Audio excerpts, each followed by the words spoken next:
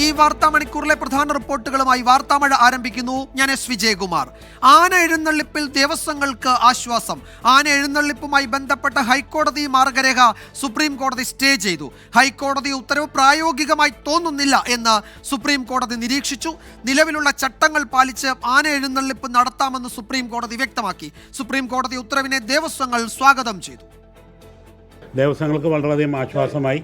ദേവസ്വങ്ങൾക്ക് മാത്രമല്ല, എല്ലാ പൂരം, വേല, പെരുന്നാൾ ആഘോഷിക്കുന്ന എല്ലാ കമ്മിറ്റികൾക്കും വലിയ ആശ്വാസമാണ്. അല്ലെങ്കിൽ ഇവരുടെയൊക്കെ പേരിൽ വേട്ടയാടി കേസെടുക്കുന്ന ഒരു നിലപാടായിരുന്നു ഇവിടെ. അതിപ്പോൾ എന്തായാലും മാറിക്കിട്ടി. എല്ലാ സംഘാടകർക്കും ഇനി സമാധാനമായിട്ട് കാര്യങ്ങൾ നടത്താം. ആർ അച്യുതൻ വിവരങ്ങൾ നൽകും ഡൽഹിയിൽ നിന്ന്. അച്യുതൻ, എന്തൊക്കെയാണ് ഇക്കാര്യത്തിൽ സുപ്രീം കോടതി വ്യക്തമാക്കിയത്? പൂരം, വേല തുടങ്ങിയ ആഘോഷങ്ങൾ നടത്തുന്നതിന് നിലവിലുള്ള ചട്ടങ്ങൾ തടസ്സമാകുമെന്ന് കോടതിക്ക് ബോധ്യപ്പെട്ടതാണോ? അതാണ് പ്രായോഗികമായി പ്രശ്നങ്ങളുണ്ടെന്ന് കോടതി സൂചിപ്പിക്കുന്നത്. അപ്പോൾ ഹൈക്കോടതി അഡീഷണലായി കൊണ്ടുവന്ന മാർഗനിർദ്ദേശങ്ങളാണ് ഇപ്പോൾ ഫലത്തിൽ സ്റ്റേ ചെയ്യപ്പെട്ടിരിക്കുന്നത്, അല്ലേ?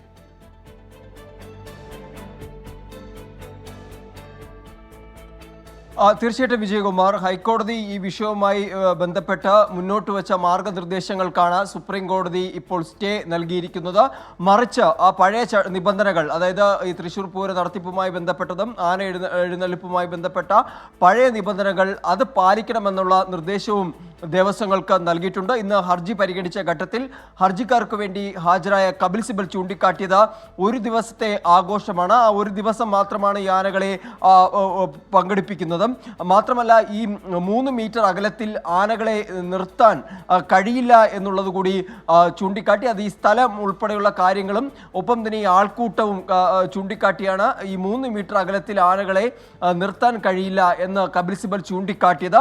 എന്നാൽ ഈ മൃഗസംരക്ഷണ സംഘടന ചൂണ്ടിക്കാട്ടിയത് ഈ ആനകളുടെ ക്ഷേമത്തിനായാണ് ഹൈക്കോടതിയുടെ ഭാഗത്ത് നിന്ന് അത്തരം നിർദ്ദേശങ്ങൾ ഉണ്ടായത്.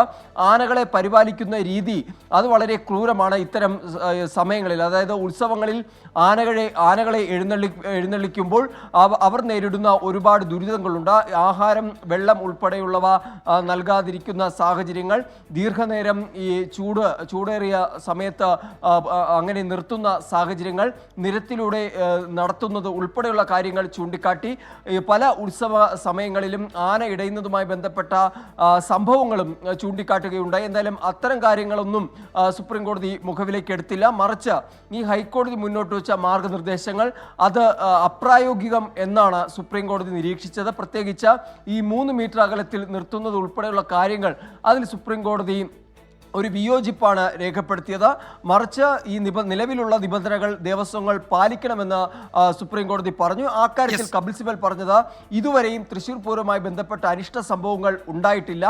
മാത്രമല്ല, ഈ നിബന്ധനകൾ പാലിക്കുന്നതിൽ വീഴ്ച വരുത്തിയതായി പരാതിയും ദേവസ്വങ്ങൾക്കെതിരെ ഉയർന്നിട്ടില്ല എന്നതും കപിൽ സിബൽ ചൂണ്ടിക്കാട്ടി. ഇനി അനിഷ്ട സംഭവങ്ങൾ എന്തെങ്കിലും ഉണ്ടായാൽ അതിൻ്റെ പൂർണ്ണ ഉത്തരവാദിത്വം ദേവസ്വങ്ങൾ ഏറ്റെടുക്കട്ടെ, അല്ലെങ്കിൽ ദേവസ്വങ്ങളുടേതാണ് എന്നും സുപ്രീം കോടതി പറഞ്ഞു. അതിൽ പിഴ ഈടാക്കുന്നത് ഉൾപ്പെടെ കാര്യങ്ങൾ ദേവസ്വങ്ങൾക്ക്. ശരി അച്യുതൻ, ഇപ്പോൾ തിരുവമ്പാടി ദേവസ്വം ഭാരവാഹികൾ മാധ്യമങ്ങളെ കാണുകയാണ് കോടതി ഉത്തരവിന്റെ പശ്ചാത്തലത്തിൽ. ആചാരമാണ് കേരളത്തിന്റെ തനത് കലകളുടെയും തനത് എല്ലാ പ്രസ്ഥാനങ്ങളുടെയും ഒരു ആവശ്യമാണ് എന്നുള്ളതിന് ഏറ്റവും ഉത്തമ തെളിവാണ് ഇന്ന് ബഹുമാനപ്പെട്ട സുപ്രീം കോടതിയുടെ ഈ സ്റ്റേ ലഭിക്കൽ. ബഹുമാനപ്പെട്ട ഹൈക്കോടതി നൽകിയ ആ ഉത്തരവ് സ്റ്റേ ചെയ്തുകൊണ്ട് ഇന്ന് സുപ്രീം കോടതി ആ സ്റ്റേക്കെതിരെ വീണ്ടും ഒരു സ്റ്റേ അനുവദിച്ചിരിക്കുകയാണ്. ഈ സ്റ്റേ അനുവദിക്കണമെങ്കിൽ അത്രയും മനസ്സിലാക്കിയിട്ടാണ്, ജനങ്ങളുടെ വികാരം മനസ്സിലാക്കിയിട്ടാണ് ആ വികാരം സുപ്രീം കോടതിയുടെ ബഹുമാനപ്പെട്ട എല്ലാ നേതൃത്വത്തിൽ അതിൻ്റെ കാര്യങ്ങളിലേക്ക് മുന്നോട്ട് പോകുന്ന ആചാര അനുഷ്ഠാന പൈതൃക സമിതിയുണ്ട്. തിരുവമ്പാടി ദേവസ്വം, പാറമേക്കാവ് ദേവസ്വമല്ല ഇതിൽ വിജയം ആഘോഷിക്കുന്നത്. അതിനുവേണ്ടി പണിയെടുത്തിട്ടുള്ള, ഇതിന് പിന്നിലുള്ള ധാരാളം ആൾക്കാരുണ്ട്. ആന ഉടമസ്ഥരുണ്ട്, പൂരം പ്രേമികളുണ്ട്, അതേപോലെ തന്നെ ഇതിനെ സ്നേഹിക്കുന്ന വാദ്യ കലാകാരന്മാരുണ്ട്. ബലൂൺ കച്ചവടക്കാർ മുതൽ പൂരത്തിന് വരുന്ന എല്ലാ കച്ചവടക്കാരും അവരെ ബാധിക്കുന്ന ഒരു വലിയ പ്രശ്നമായി മാറിയിരിക്കുകയും ജനങ്ങളെല്ലാം അത് നിലവിലുള്ള ചട്ടങ്ങൾ പാലിച്ച് ആന എഴുന്നള്ളിപ്പ് നടത്താം എന്നാണ് സുപ്രീം കോടതി വ്യക്തമാക്കിയത്. ഈ ഉത്തരവിനെ ദേവസ്വങ്ങൾ സ്വാഗതം ചെയ്യുകയാണ്. അപ്പോൾ പൂരം നടത്തിപ്പടക്കമുള്ള കാര്യങ്ങളിൽ നിലവിലുള്ള ഒരുക്കങ്ങളുമായി ദേവസ്വങ്ങൾക്ക് മുന്നോട്ട് പോകാം എന്നാണ് ഇപ്പോൾ ഈ ഉത്തരവോടെ വ്യക്തമാകുന്നത്. അതിൽ സന്തോഷം പ്രകടിപ്പിക്കുകയായിരുന്നു ദേവസ്വം ഭാരവാഹികൾ. ആർ അച്യുതനാണ് ഡൽഹിയിൽ നിന്ന് വിവരങ്ങൾ നൽകിയത്. ഇന്നത്തെ ഏറ്റവും പ്രധാനപ്പെട്ട റിപ്പോർട്ടിലേക്ക് വാർത്താമഴ കടക്കുന്നു. ഡോക്ടർ BR അംബേദ്കറുടെ പേരിൽ പാർലമെന്റ് കവാടത്തിൽ ഭരണ പ്രതിപക്ഷാംഗങ്ങൾ തമ്മിൽ കയ്യാങ്കളി.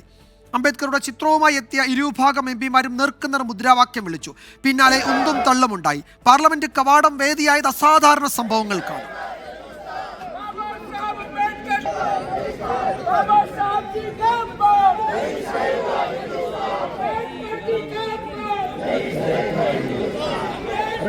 कैमरा थोड़ा पीछे, कैमरा थोड़ा पीछे।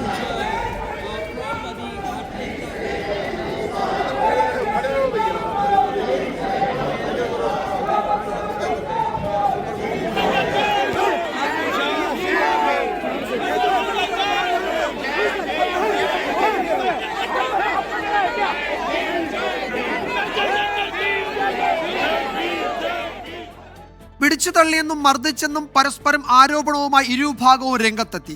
BJP അംഗങ്ങൾ ഭീഷണിപ്പെടുത്തിയെന്നും പിടിച്ചു തള്ളിയെന്നും രാഹുൽ ഗാന്ധിയും കുറ്റപ്പെടുത്തി. രാഹുൽ ഗാന്ധി തള്ളിയിട്ട MP ദേഹത്തേക്ക് വീണ് തനിക്ക് പരിക്കേറ്റെന്ന് ഒഡീഷയിൽ നിന്നുള്ള BJP MP പ്രതാപ് സാരംഗിയും പ്രതികരിച്ചു.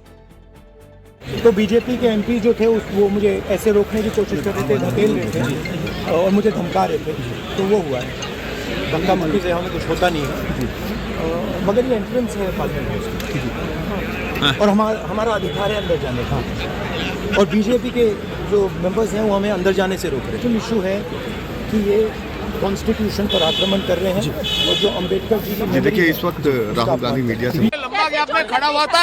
राहुल गांधी एक MP को धक्का लगा, मेरे ऊपर गिर पड़ा और मैं नीचे गिर गया। किसने धक्का मारा? राहुल गांधी ने? हाँ, राहुल गांधी ने। राहुल गांधी ने धक्का मारा? राहुल गांधी। कौन सी जगह पे सर? सीढ़ी के ऊपर में मैं खड़ा हुआ था और राहुल गांधी ने आकर के एक MP को धक्का लगाया, वो मेरे ऊपर गिर पड़ा और मैं। कहाँ चोट लगी सर आपको? कहाँ चोट? തന്നെ BJP MPമാർ പിടിച്ചു തള്ളിയെന്നും മുട്ടിന് പരിക്കേറ്റെന്നും മല്ലികാർജ്ജുൻ ഖാർഗെ ലോക്സഭാ സ്പീക്കറോട് പരാതിപ്പെട്ടു. രാഹുൽ ഗാന്ധിക്കെതിരെ പോലീസിൽ പരാതിപ്പെടാനാണ് BJP നീക്കം. രാഹുൽ ഗാന്ധി നിയമം കയ്യിലെടുക്കുകയാണെന്ന് പാർലമെന്ററി കാര്യമന്ത്രി കിരൺ റിജിജു വിമർശിച്ചു. अगर हमारे MP पे हाथ उठाते तो क्या होते? अगर उनका जैसे बिहेव अगर हमारा MP पे करते तो क्या हालत होते?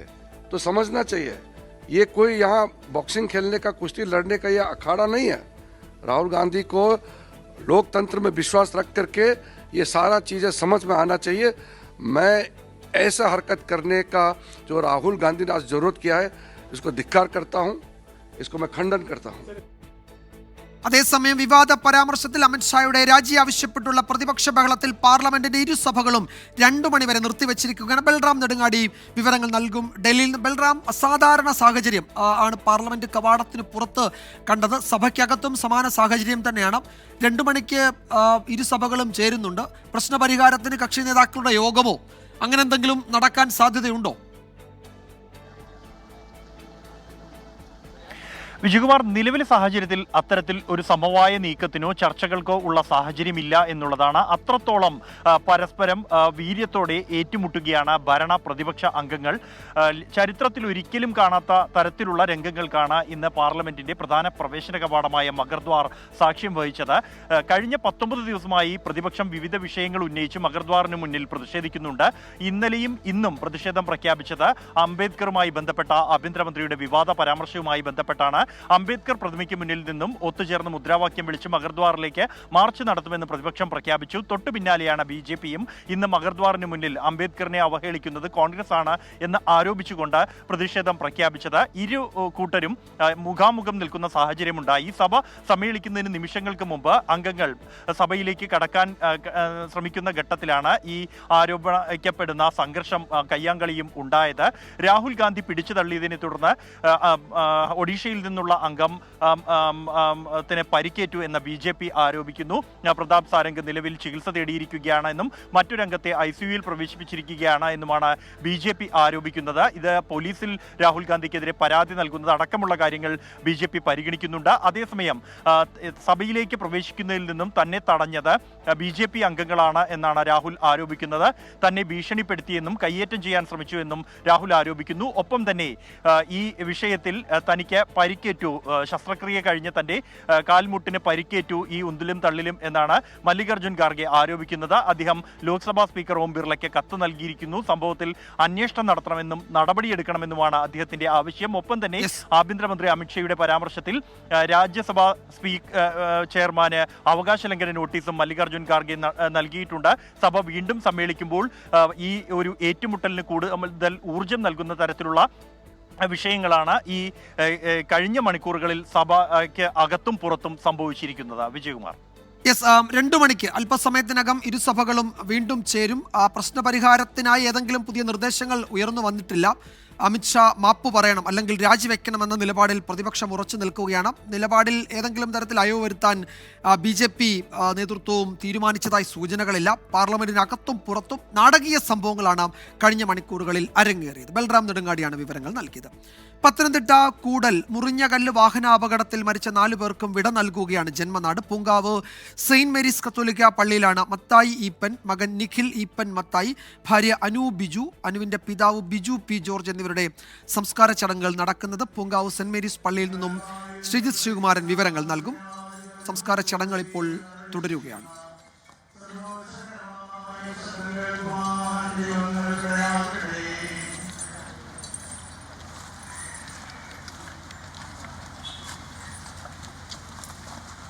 ശ്രീജിത്ത്, സംസ്കാര ചടങ്ങുകൾ ഏതാണ്ട് അവസാന ഘട്ടത്തിലേക്ക് കടക്കുകയാണ് എന്ന് അവിടുത്തെ ദൃശ്യങ്ങളിൽ നിന്ന് വ്യക്തമാകുന്നുണ്ട്. രാവിലെ മുതൽ നമ്മൾ ഈ കാഴ്ചകളാണ് കാണുന്നത്. ഒരു നാട് മുഴുവൻ കണ്ണീരണിഞ്ഞ് ആ 4 പേർക്കും വിട നൽകുകയാണ്. കഴിഞ്ഞ ഏതാനും ദിവസങ്ങൾക്ക് മുമ്പ് അവരുടെ വിവാഹ ചടങ്ങുകളിൽ പങ്കെടുത്തവർ തന്നെ അവരുടെ സംസ്കാര ശുശ്രൂഷകളിൽ പങ്കെടുക്കുന്നു എന്ന ഒരു വല്ലാത്ത അവസ്ഥ നാട്ടുകാർക്കുണ്ട്.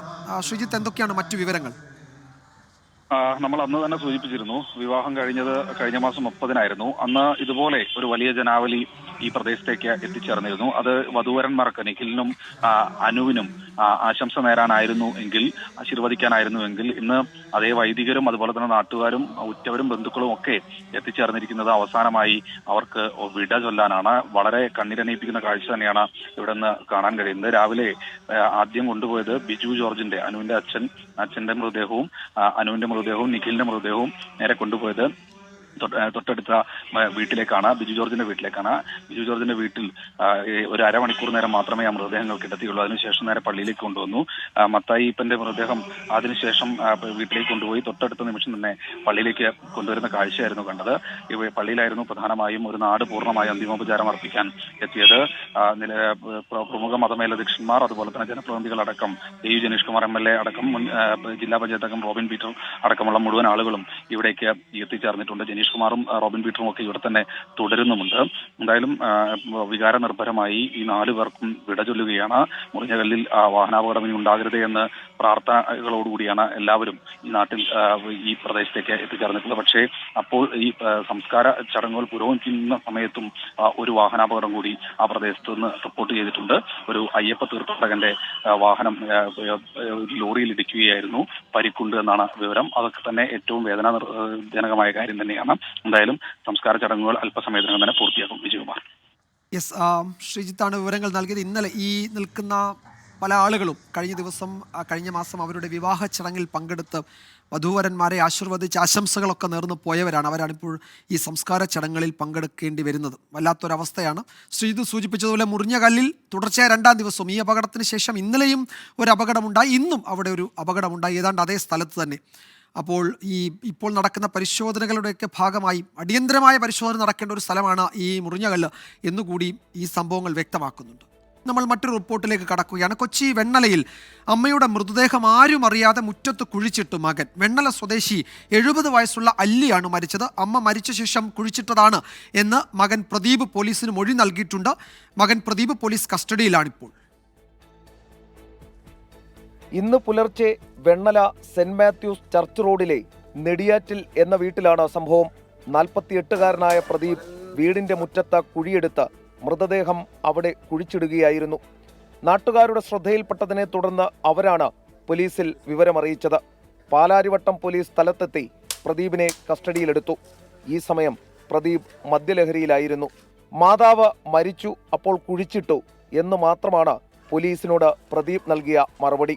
ഇൻക്വസ്റ്റ് നടപടികളും കഴിഞ്ഞതിന് ശേഷം പോസ്റ്റ്മോർട്ടം നടക്കും. പോസ്റ്റ്മോർട്ടത്തിലൂടെയാണ് നമുക്കൊരു ഫൈൻഡിങ്സ് പറയാൻ പറ്റുള്ളൂ. മൃതദേഹം എത്ര ദിവസം പഴക്കമുണ്ട്? ഇന്നലെ രാത്രിയിലോ ഇന്ന് രാവിലെ ആയിരിക്കാം. അതേസമയം മരണത്തിൽ പോലീസ് ദുരൂഹത സംശയിക്കുന്നുണ്ട്. മരണകാരണം എന്താണെന്ന് ഇതുവരെ സ്ഥിരീകരിച്ചിട്ടില്ല. പോസ്റ്റ്മോർട്ടത്തിന് ശേഷം മാത്രമേ മരണകാരണം എന്താണെന്നതിൽ വ്യക്തത കൈവരൂ. പ്രദീപ് തികഞ്ഞ മദ്യപാനിയാണെന്ന് അയൽവാസികൾ പറയുന്നു. വീട്ടിൽ സ്ഥിരം വഴക്കും പ്രശ്നങ്ങളും ഇയാൾ ഉണ്ടാക്കിയിരുന്നു. മരിച്ച അല്ലിക്ക് പ്രദീപ് കൂടാതെ ഒരു മകൾ കൂടിയുണ്ട്. പ്രദീപിന്റെ ഇളയ മകനും ഈ വീട്ടിൽ തന്നെയായിരുന്നു താമസം. ക്യാമറാമാൻ മാഹിൻ ജാഫറിനൊപ്പം എസ് ശ്രീകാന്ത്, 24 കൊച്ചി. അനധികൃതമായി ക്ഷേമ പെൻഷൻ കൈപ്പറ്റിയ സർക്കാർ ജീവനക്കാർക്കെതിരെ അച്ചടക്ക നടപടി ആരംഭിച്ചു. കൃഷി വകുപ്പിലെ മണ്ണ് സംരക്ഷണ വിഭാഗത്തിലെ 6 ഉദ്യോഗസ്ഥരെയാണ് ആദ്യഘട്ട നടപടിയിൽ സസ്പെൻഡ് ചെയ്തത്. കൈപ്പറ്റിയ തുക പലിശ സഹിതം തിരിച്ചടയ്ക്കാനാണ് സസ്പെൻഷൻ ഉത്തരവിലെ നിർദ്ദേശം. 24 ബിഗ് ഇമ്പാക്ട്. ക്ഷേമ പെൻഷനുകൾ കൈപ്പറ്റിയ സർക്കാർ ജീവനക്കാരുടെ പട്ടിക ധനവകുപ്പ് അതാത് വകുപ്പുകൾക്ക് കൈമാറിയിരുന്നു. വകുപ്പ് തലത്തിലാണ് അച്ചടക്ക നടപടികൾ ആരംഭിച്ചത്. കൃഷി വകുപ്പിലെ മണ്ണ് സംരക്ഷണ വിഭാഗത്തിലെ 6 സർക്കാർ ജീവനക്കാരെ സസ്പെൻഡ് ചെയ്തു. Grade 2 attender Sajida AK, work superintendent Naseed Mubarak, part time സ്വീപ്പർമാരായ Bhargavi P, Leela K, Rajani J, Sheejakumari G എന്നിവരെയാണ് സസ്പെൻഡ് ചെയ്തത്. മണ്ണ് പര്യവേഷണ മണ്ണ് സംരക്ഷണ വകുപ്പ് ഡയറക്ടർ സാജു K സുരേന്ദ്രനാണ് ജീവനക്കാരെ സസ്പെൻഡ് ചെയ്ത് ഉത്തരവിറക്കിയത്. ക്ഷേമ പെൻഷൻ അനധികൃതമായി കൈപ്പറ്റിയ ജീവനക്കാരിൽ നിന്ന് തുക തിരികെ പിടിക്കാനുള്ള തീരുമാനവും സർക്കാർ കൈക്കൊണ്ടു. 18% പലിശ അടക്കം തിരിച്ചുപിടിക്കും. നിലവിൽ കൃഷി വകുപ്പിൽ മാത്രമാണ് നടപടിയെടുത്തത്. ആരോഗ്യ വിദ്യാഭ്യാസ വകുപ്പിലടക്കം നിരവധി ജീവനക്കാരാണ് സർക്കാരിനെ കബളിപ്പിച്ച് ക്ഷേമ പെൻഷനുകൾ കൈപ്പറ്റിയത്. 24 തിരുവനന്തപുരം.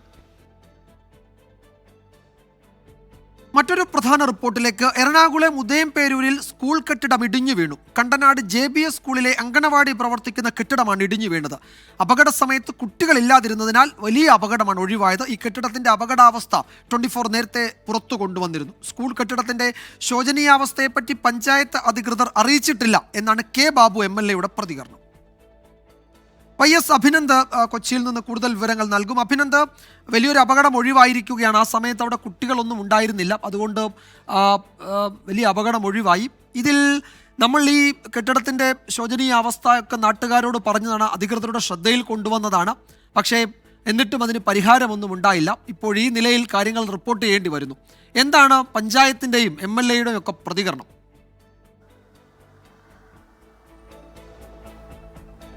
വിജയകുമാർ, തീർച്ചയായിട്ടും വിദ്യാർത്ഥികളില്ലാത്തത് കൊണ്ട് തന്നെ ഒഴിവായൊരു വലിയൊരു ദുരന്തം എന്ന് മാത്രമേ ഇതിനെ പറയാൻ സാധിക്കത്തുള്ളൂ. എറണാകുളം കണ്ടനാട് ഗവൺമെൻറ് JB സ്കൂളിലാണ് ഇത്തരത്തിലേക്കുന്ന ഒരു സംഭവം ഉണ്ടായത്. ഇന്ന് രാവിലെ 9:15 കൂടിയാണ് കെട്ടിടം പൂർണ്ണമായും തകർന്നു വീഴുന്ന സാഹചര്യം. ദൃശ്യങ്ങളിൽ തന്നെ വളരെ വ്യക്തമാണ്. ഓട് മുഴുവൻ പൂർണ്ണമായും തകർന്നു വീണ്. നേരത്തെയും ഈ സ്കൂളിൻ്റെ ദുരവസ്ഥയൊക്കെ 24 തന്നെ വാർത്തയാക്കിയതാണ്. 24ൻ്റെ പൊതുജനം കഴുതല്ല സാർ എന്ന പരിപാടിയിലൂടെ വലിയൊരു മഴയുണ്ടായി. ആ മഴയുണ്ടായ സമയത്തൊക്കെ ഈ ഓട് പൊട്ടി അതിൽ നിന്ന് വെള്ളം കുട്ടികളുടെ തലയിലേക്ക് അടക്കം വീഴുന്ന ഒരു സാഹചര്യം ഉണ്ടായത്. കൃത്യമായി വാർത്ത നൽകിയിട്ടും ഒരു തരത്തിലുള്ള നടപടിയും ഇതിനകത്ത് ഉണ്ടായിട്ടില്ല എന്നത് മാത്രമല്ല, ഇടപെടലും ഉണ്ടായിട്ടില്ല. ഇതിനകത്ത് ഏറ്റവും പ്രധാനമായും ഉദയംപേരൂർ ഗ്രാമപഞ്ചായത്ത് പ്രസിഡന്റിന്റെ ഭാഗത്തുനിന്ന് ഉള്ള ഒരു പ്രതികരണം വന്നത്, നേരത്തെയും ഒരു തരത്തിലുള്ള പ്രശ്നങ്ങളുമില്ല, പക്ഷേ ഇവർ 1 മുതൽ 4 വരെയുള്ള ക്ലാസ്സുകൾ ഇവിടെ പ്രവർത്തിച്ചിരുന്നു. അതിൻ്റെ ഭാഗമായിട്ടാണ് മറ്റൊരു കെട്ടിടം ഇവിടെ പണിഞ്ഞത്. M സ്വരാജ് MLA ആയിരുന്ന സമയത്താണ് ആ കെട്ടിടത്തിലേക്ക് സ്കൂളുകൾ മാറ്റിയത്.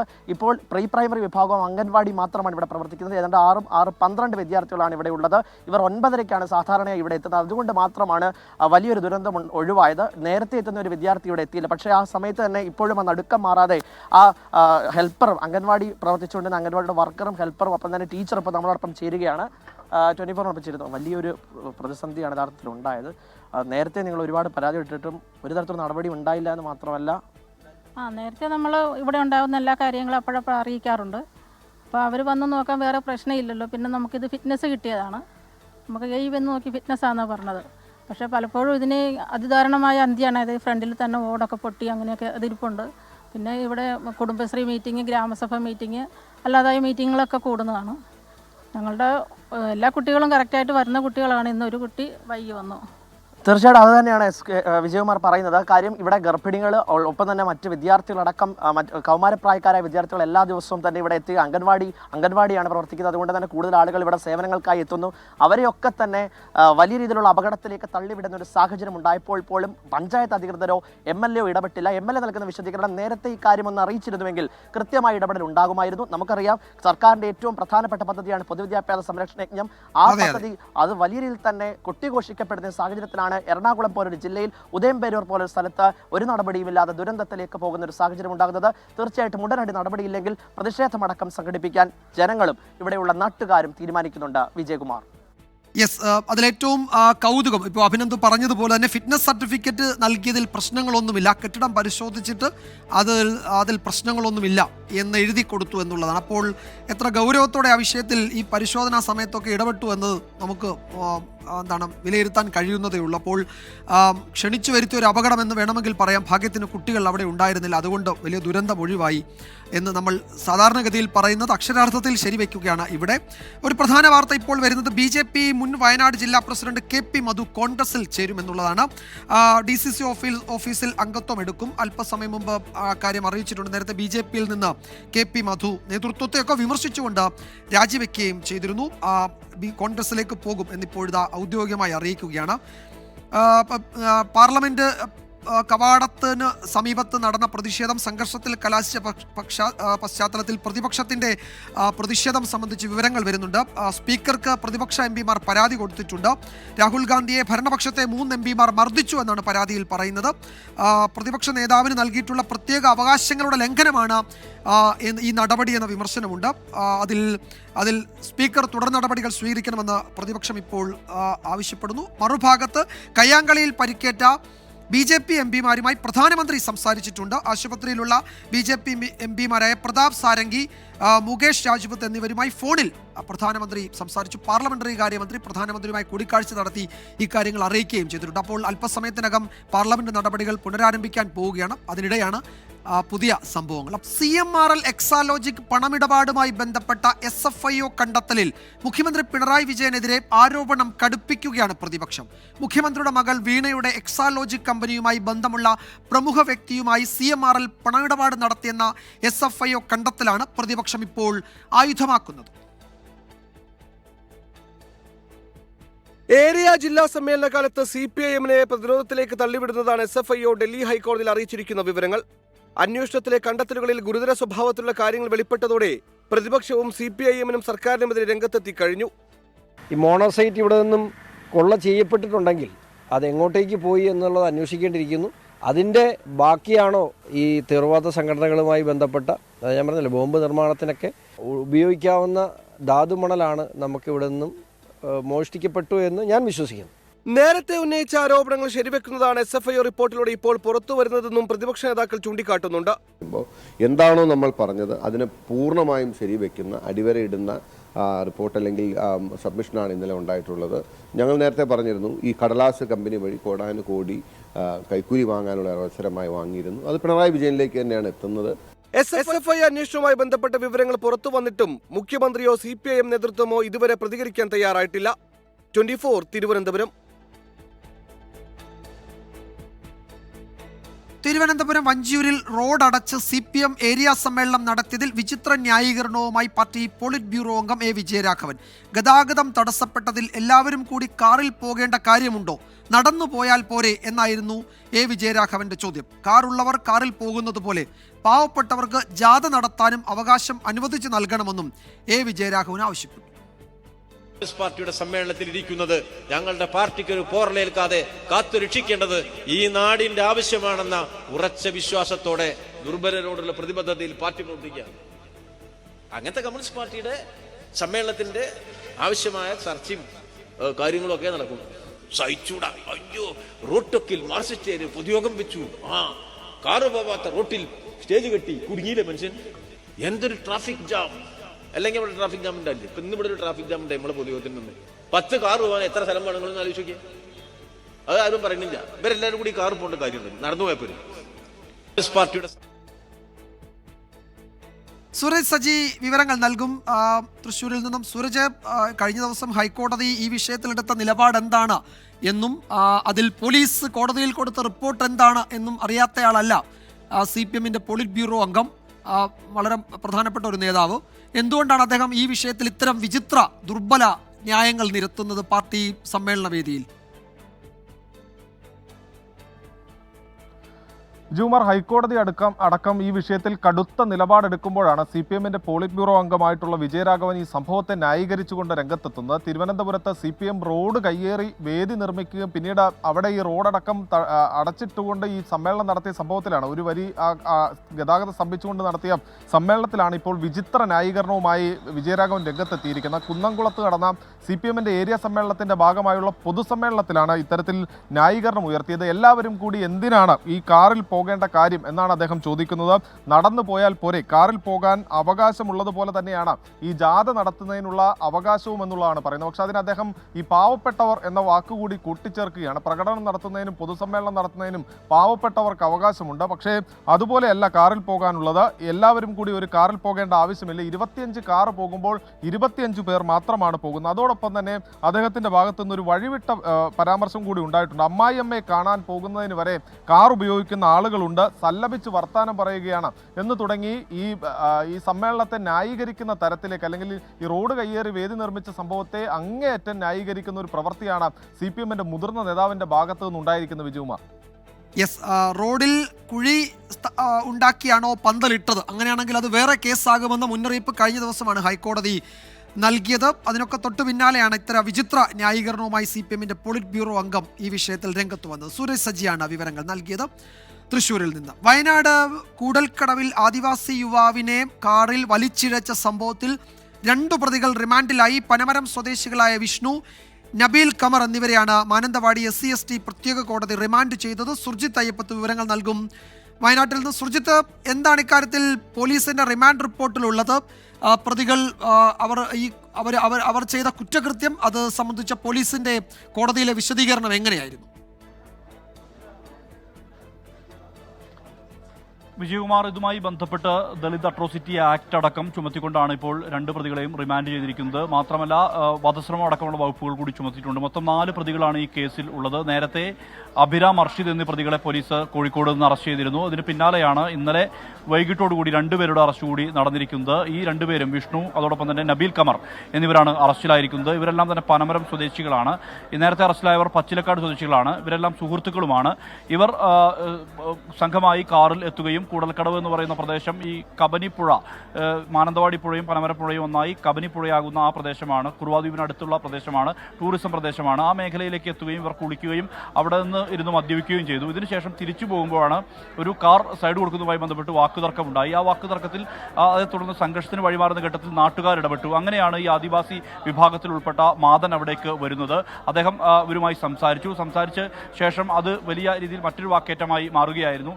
ഇതിനിടയിലാണ് ഈ കാറിന് ഭാഗത്തുള്ള പിന്നിലുള്ള ഡോറിൽ തൂങ്ങിയ നിലയിൽ, അതായത് വലിച്ചിഴച്ച് നേരെ താഴേക്ക് കൊണ്ടുപോകുന്ന വിധത്തിലായിരുന്നു ആ ദൃശ്യം പുറത്തു വന്നത്. അത് നേരത്തെ ഈ സംഘർഷമുണ്ടായ കാറുകാർ തന്നെയാണ് ഈ ദൃശ്യം പകർത്തിയത്. പക്ഷേ ആ ദൃശ്യം അല്പം നടുക്കം നൽകുന്ന ദൃശ്യമായിരുന്നു. ഇതേ തുടർന്നാണ് പോലീസ് കേസെടുത്തത്. SMS DYSPയുടെ നേതൃത്വത്തിലുള്ള സംഘമാണ് നിലവിൽ അന്വേഷണം നടത്തിക്കൊണ്ടിരിക്കുന്നത്. പട്ടികജാതി പട്ടികവർഗ വിഭാഗങ്ങൾക്കെതിരായ അതിക്രമം അടക്കമുള്ള കുറ്റകൃത്യങ്ങൾ ചുമത്തിക്കൊണ്ടാണ് ഇപ്പോൾ 2 പേരെ കൂടി റിമാൻഡ് ചെയ്തിരിക്കുന്നത്. ഈ മാസം 26 വരെയാണ് 4 പേരുടെയും റിമാൻഡ് കാലാവധി. ശരി സുർജിത്ത് സൂചിപ്പിച്ചതുപോലെ ആ ദൃശ്യങ്ങൾ വല്ലാതെ നടുക്കുന്നതും ആശങ്കപ്പെടുത്തുന്നതും ഭയപ്പെടുത്തുന്നതുമായിരുന്നു. ഏതായാലും ആ പ്രതികളെ പിടികൂടിയിട്ടുണ്ട്, എല്ലാവരെയും റിമാൻഡ് ചെയ്തിട്ടുണ്ട്. സുർജിത്ത് അയ്യപ്പത്താണ് വിവരങ്ങൾ നൽകിയത്. പാർലമെന്റ് സമ്മേളനം വെട്ടിച്ചുരുക്കിയേക്കും എന്നൊരു വിവരം ഇപ്പോൾ വരുന്നുണ്ട്. ഇന്ന് അനിശ്ചിതകാലത്തേക്ക് പിരിയും എന്നാണ് സൂചന. പാർലമെന്റിനകത്തും പുറത്തും വലിയ സംഘർഷം ഉണ്ടാകുന്ന പശ്ചാത്തലത്തിൽ ഇന്ന് അസാധാരണ നാടകീയ സംഭവങ്ങളാണ് പാർലമെന്റിന് പുറത്തുണ്ടായത്. സഭാതലത്തിലും സമാന സാഹചര്യമാണ്. ഈ പശ്ചാത്തലത്തിലായിരിക്കാം ഈ സമ്മേളനം വെട്ടിച്ചുരുക്കാൻ പോകുന്നതും വലിയ വിവാദമാകാൻ പോകുന്ന ഒരു തീരുമാനമാണ്. അല്പസമയത്തിനകം നമുക്ക് അതിൻ്റെ വിശദാംശങ്ങൾ നൽകാൻ കഴിയും. മറ്റൊരു പ്രധാന റിപ്പോർട്ടിലേക്ക്. AK ശശീന്ദ്രൻ മന്ത്രിസ്ഥാനത്ത് തുടരട്ടെ എന്ന് CPM തീരുമാനം. സംസ്ഥാന കമ്മിറ്റിയുടെ നിലപാട് CPM കേന്ദ്ര കമ്മിറ്റി അറിയിച്ചു. എന്തുകൊണ്ട് തോമസ് K തോമസിനെ മന്ത്രിയാക്കാൻ കഴിയില്ല എന്ന കാര്യം മുഖ്യമന്ത്രി പോളിറ്റ് ബ്യൂറോ കോർഡിനേറ്റർ പ്രകാശ് കാരാട്ടിനെ അറിയിച്ചതായാണ് സൂചന.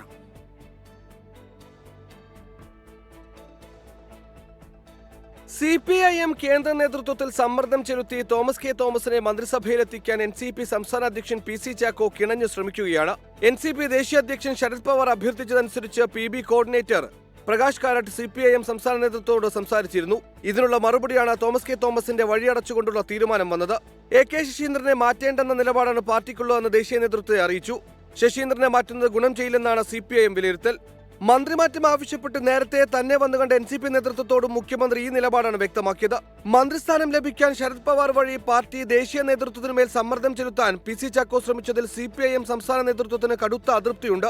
തോമസ് കെ തോമസിനെതിരെ MLA-മാരെ കൂറുമാറാൻ കോഴ വാഗ്ദാനം ചെയ്തടക്കമുള്ള സാമ്പത്തിക ആരോപണങ്ങളുമുണ്ട്. ഇക്കാര്യങ്ങൾ മുഖ്യമന്ത്രി ദേശീയ നേതൃത്വത്തെ അറിയിച്ചിട്ടുണ്ട്.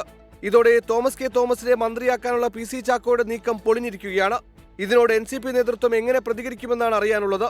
മന്ത്രിമാറ്റം നടന്നില്ലെങ്കിൽ പ്രതിഷേധ സൂചകമായി AK ശശീന്ദ്രനെ മന്ത്രിസ്ഥാനത്ത് നിന്ന് പിൻവലിക്കാനാണ് PC ചാക്കോയുടെ നീക്കം.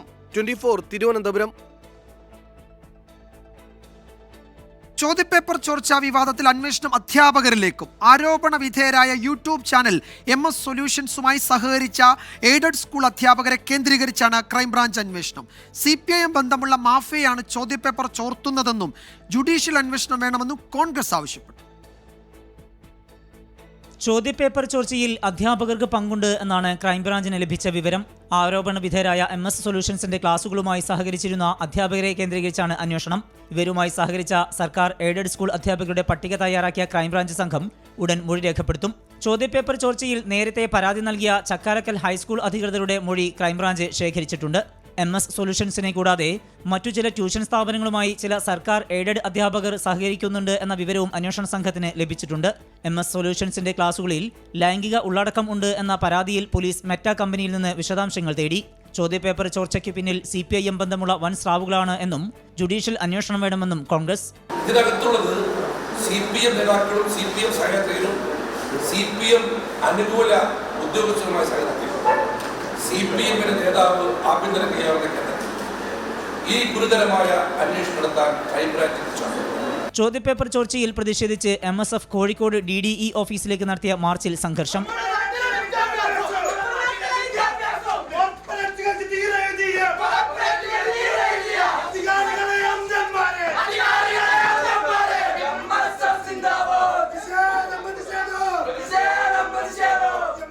പ്രവർത്തകരെ പോലീസ് അറസ്റ്റ് ചെയ്ത് നീക്കുകയായിരുന്നു.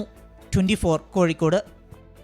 പാർലമെന്റ് സമ്മേളനം വെട്ടിച്ചുരുക്കിയേക്കും എന്ന വിവരമാണ് ഇപ്പോൾ ഡൽഹിയിൽ നിന്ന് വരുന്നത്. ഇന്ന് അനിശ്ചിതകാലത്തേക്ക് സഭ പിരിയാനാണ് സാധ്യത. അതേസമയം രാഹുൽ ഗാന്ധിക്കെതിരെ പരാതി നൽകാൻ BJP അംഗങ്ങൾ പാർലമെന്റ് സ്ട്രീറ്റ് പോലീസ് സ്റ്റേഷനിൽ എത്തിയിട്ടുണ്ട്. ബൽറാം നെടുങ്ങാടി വിവരങ്ങൾ നൽകും. ഡൽഹിയിൽ നിന്ന് ബൽറാം, സഭാ സമ്മേളനം ഇന്ന് വെട്ടിച്ചുരുക്കി പിരിയുക എന്നതും മറ്റൊരു വിവാദം ആകുമല്ലോ. പ്രതിപക്ഷത്തിന്റെ പ്രതികരണം എന്തായിരിക്കും? രാഹുൽ ഗാന്ധിക്കെതിരെ പരാതി നൽകാൻ പോലീസ് സ്റ്റേഷനിലേക്ക് എത്തിയോ BJP അംഗങ്ങൾ? ഭാൻസുരി സ്വരാജിന്റെ ഒക്കെ നേതൃത്വത്തിൽ അവിടേക്ക് BJP അംഗങ്ങൾ എത്തുന്നു എന്നായിരുന്നുവല്ലോ റിപ്പോർട്ട്.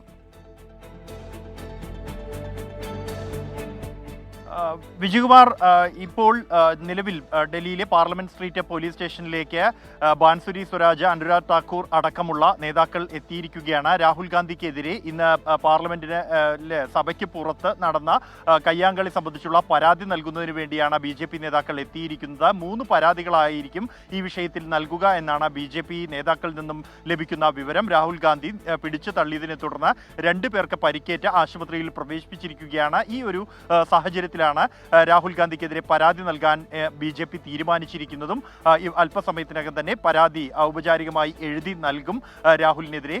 അതേസമയം പാർലമെന്റ് സമ്മേളനം വെട്ടിച്ചുരുക്കിയേക്കും, ഒരു ദിവസം വെട്ടിച്ചുരുക്കിയേക്കും എന്ന സൂചനകളാണ് ഇപ്പോൾ ലഭിക്കുന്നത്. നാളെ വരെയാണ് സമ്മേളനം ചേരേണ്ടത്. ഇത് ഇന്ന് തന്നെ ഇത്തരത്തിലൊരു കയ്യാങ്കളിയിലേക്ക് വരെ കാര്യങ്ങൾ എത്തുകയും പ്രതിഷേധം അതിശക്തമാവുകയും സഭ മുന്നോട്ട് പോകില്ല എന്ന് ഉറപ്പാവുകയും ചെയ്ത ഒരു പശ്ചാത്തലത്തിൽ സമ്മേളനം വെട്ടിച്ചെറുക്കാൻ തീരുമാനമെടുത്തു എന്നാണ് നിലവിൽ ലഭ്യമാകുന്ന റിപ്പോർട്ടുകൾ. ആഭ്യന്തരമന്ത്രി അമിത്ഷാ, പീയൂഷ് ഗോയൽ, പാർലമെന്ററി കാര്യമന്ത്രി കിരൺ റിജിജു എന്നിവർ അല്പസമയം മുമ്പ് ലോക്സഭാ സ്പീക്കർ ഓം ബിർളയെ കണ്ട് സംസാരിച്ചിരുന്നു. സഭയ്ക്ക് പുറത്ത് ഇന്ന് രാവിലെ ഉണ്ടായ സംഭവങ്ങൾ ഉൾപ്പെടെയുള്ള കാര്യങ്ങൾ അദ്ദേഹവുമായി വിശദീകരിച്ചിട്ടുണ്ട്. പ്രധാനമന്ത്രി നരേന്ദ്രമോദിയുമായും പാർലമെന്ററി കാര്യമന്ത്രി കിരൺ റിജിജു സംസാരിച്ച് ഇന്ന് ഉണ്ടായ സംഭവങ്ങൾ വിശദീകരിച്ചിട്ടുണ്ട്. സഭ വെട്ടിച്ചുരുക്കാനുള്ള തീരുമാനം എടുത്തതായാണ് നിലവിൽ ലഭ്യമാകുന്ന വിവരം. അങ്ങനെയെങ്കിൽ 2 മണിക്ക് ഇരു സഭകളും സമ്മേളിക്കുമ്പോൾ പ്രതിഷേധം തുടരുമെന്ന ഉറപ്പാണ്. ഈ ഒരു ഘട്ടത്തിൽ സഭ അനിശ്ചിതകാലത്തേക്ക് പിരിയുന്നതായി രണ്ട് സഭകളുടെയും അധ്യക്ഷന്മാർ പ്രഖ്യാപിക്കും എന്നാണ് നിലവിൽ ലഭ്യമാകുന്ന സൂചനകൾ. അല്പസമയത്തിനകം തന്നെ ഇക്കാര്യം വ്യക്തമാകും. അതേസമയം ഈ വിഷയം കയ്യാങ്കളി പുതിയ തലങ്ങളിലേക്കും പരാതികളിലേക്കും പോകുന്നു എന്നുള്ളതാണ്. രണ്ട് പക്ഷവും വിട്ടുവീഴ്ചയ്ക്ക് തയ്യാറല്ല. ശക്തമായ ആരോപണ പ്രത്യാരോപണങ്ങളുമായി ഇരുപക്ഷവും തുടരുകയാണ്. വിജയകുമാർ, സഭാ നടപടികൾ അനിശ്ചിതകാലത്തേക്ക് അവസാനിപ്പിക്കും. ഇന്ന് പിരിയും എന്നാണ് സൂചന. അല്പസമയത്തിനകം അതിൻ്റെ വിവരങ്ങൾ അറിയാം. 2 മണിക്ക് വീണ്ടും ലോക്സഭയും രാജ്യസഭയും സമ്മേളിക്കുന്നുണ്ട്. അതിനിടെയാണ് ഇന്നത്തെ സംഘർഷങ്ങളുടെ പേരിൽ രാഹുൽ ഗാന്ധിക്കെതിരെ പോലീസിൽ പരാതി നൽകുന്നത്. BJP അംഗങ്ങൾ പാർലമെന്റ് സ്ട്രീറ്റ് പോലീസ് സ്റ്റേഷനിലെത്തി പരാതി നേരിട്ട് നൽകുകയാണ്. ബൽറാം നെടുങ്ങാടിയാണ് വിവരങ്ങൾ നൽകിയത്. വലിയ നാടകീയ സംഭവ വികാസങ്ങളാണ് ഡൽഹിയിൽ നടക്കുന്നത്. 24-ന്റെ സീറോ ആക്സിഡന്റ് ക്യാമ്പയിൻ തുടരുന്നു. സുരക്ഷിത യാത്ര.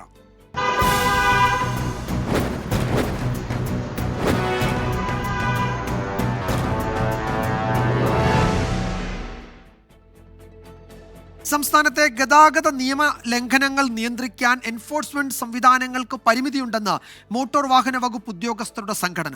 24 മണിക്കൂറും റോഡിൽ ജോലി ചെയ്യേണ്ട സേഫ് കേരള പദ്ധതിയിലുള്ളത് 3 ഉദ്യോഗസ്ഥർ മാത്രമാണ്. ഡീസൽ അടിക്കാൻ പോലും ഫണ്ടില്ല എന്നും പരിശോധന കുറയാൻ കാരണം ഇതാണെന്നും സംഘടന പുറത്തിറക്കിയ കുറിപ്പിൽ പറയുന്നു. കേരളത്തിൽ തുടർച്ചയായി വാഹനാപകടങ്ങൾ ഉണ്ടായപ്പോൾ ഏറ്റവും കൂടുതൽ പഴി കേട്ടത് മോട്ടോർ വാഹന വകുപ്പാണ്. പരിശോധനയും എൻഫോഴ്സ്മെന്റും കുറഞ്ഞതാണ് അപകടങ്ങൾക്ക് ഇടയാക്കിയതെന്നായിരുന്നു ആക്ഷേപം. ഇതോടെയാണ് എൻഫോഴ്സ്മെന്റ് ശക്തമാക്കാൻ സാധിക്കാത്തതിന്റെ കാരണങ്ങൾ നിരത്തി ഉദ്യോഗസ്ഥരുടെ സംഘടന കുറിപ്പിറക്കിയത്. 24 മണിക്കൂറും റോഡിൽ പരിശോധന നടത്താൻ ഉദ്ദേശിച്ച് 2018 തുടങ്ങിയ സേഫ് കേരള പദ്ധതിയിലുള്ളത് 3 ഉദ്യോഗസ്ഥർ മാത്രം. മതിയായ വാഹനങ്ങളില്ല. ഉള്ളവ കൂടുതലും വൈദ്യുത കാറുകൾ. ഇത് ചാർജ് ചെയ്യാൻ മാത്രം 10 മണിക്കൂറോളം എടുക്കും. ഡീസൽ അടിക്കാൻ ഫണ്ടില്ലാത്തതും പരിശോധനകൾക്ക് തടസ്സമാണ്. എൻഫോഴ്സ്മെന്റ് ഉദ്യോഗസ്ഥർ തന്നെ വാഹനം ഓടിക്കേണ്ട ഗതികേടുണ്ട്. ചെല്ലാൻ പ്രിന്റിങ്ങിനും ഡെസ്പാച്ചിങ്ങിനും ആളില്ല. കോടതി നടപടികൾക്ക് മറ്റു വകുപ്പുകളിലേതുപോലെയുള്ള സംവിധാനമില്ല. AI ചെല്ലാനുകൾ കുന്നുകൂടുന്നതും കാര്യക്ഷമതയെ ബാധിക്കുന്നു. ഇവയാണ് നിരത്തിലെ പരിശോധന കുറയാൻ കാരണമെന്നും ഉദ്യോഗസ്ഥർ പറയുന്നു. മിനിസ്റ്റീരിയൽ സ്റ്റാഫുകളെയും ഡ്രൈവർമാരെയും നിയമിച്ചാൽ മാത്രമേ പ്രശ്നത്തിന് താൽക്കാലിക പരിഹാരമുണ്ടാകൂ എന്നും ഉദ്യോഗസ്ഥർ പറയുന്നുണ്ട്. 700 പേരുടെ കുറവുണ്ടെന്ന് ചൂണ്ടിക്കാട്ടി നേരത്തെ ട്രാൻസ്പോർട്ട് കമ്മീഷണർ ഗതാഗത വകുപ്പിന് നൽകിയ ശുപാർശ ധനവകുപ്പിന്റെ ടേബിളിലാണ്. സാമ്പത്തിക പ്രതിസന്ധിയാണ് പുതിയ നിയമനം നടത്തുന്നതിൽ നിന്ന് സർക്കാരിനെ പിന്നോട്ട് വലിക്കുന്നത്. അതേസമയം നിയമലംഘനങ്ങൾ കണ്ടെത്താൻ മോട്ടോർ വാഹന വകുപ്പും പോലീസും സംയുക്തമായി നടത്തുന്ന പരിശോധന സംസ്ഥാനത്ത് തുടരുകയാണ്. 24 തിരുവനന്തപുരം. നോക്കാം ശബരിമലയിലെ ഇന്നത്തെ ചടങ്ങുകൾ. സൈക്കിൾ പ്യൂർ അഗർബത്തി ശരണം സന്നിധാനം സമർപ്പിക്കുന്നത് അഗർബത്തി എന്നാൽ സൈക്കിൾ.